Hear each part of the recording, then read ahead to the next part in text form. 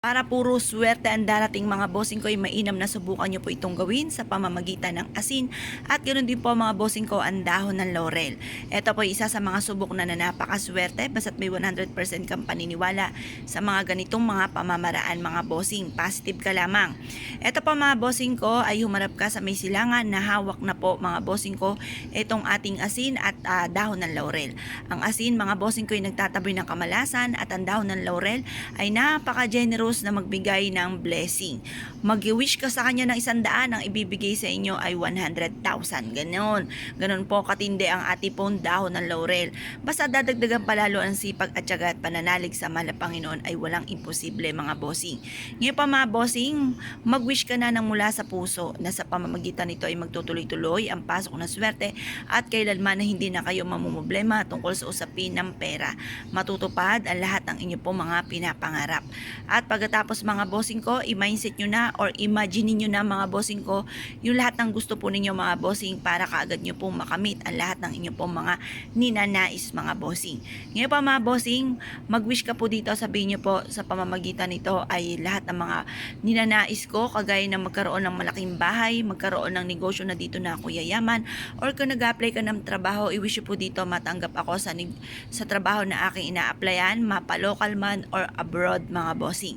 Pagkatapos po nito mga bossing ko ay mag-wish ka ng para sa inyo pong buong pamilya. Pwede rin po yun.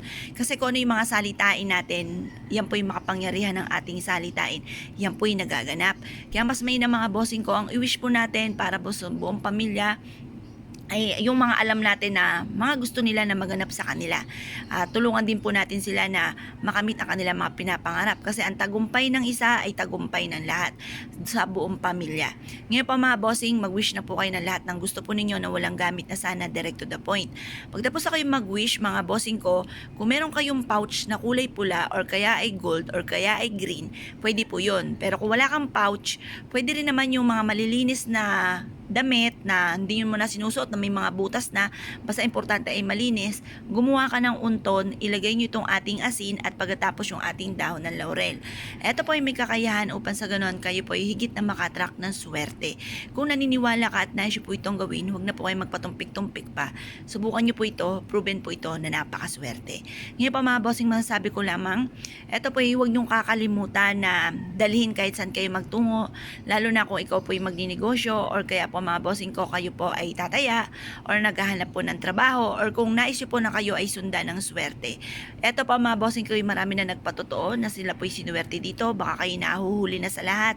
Huwag kayo magpahuli, kailangan updated ka sa mga ganito upang sa ganon makasabay ka kung ano man po yung pag-aasenso ng iba.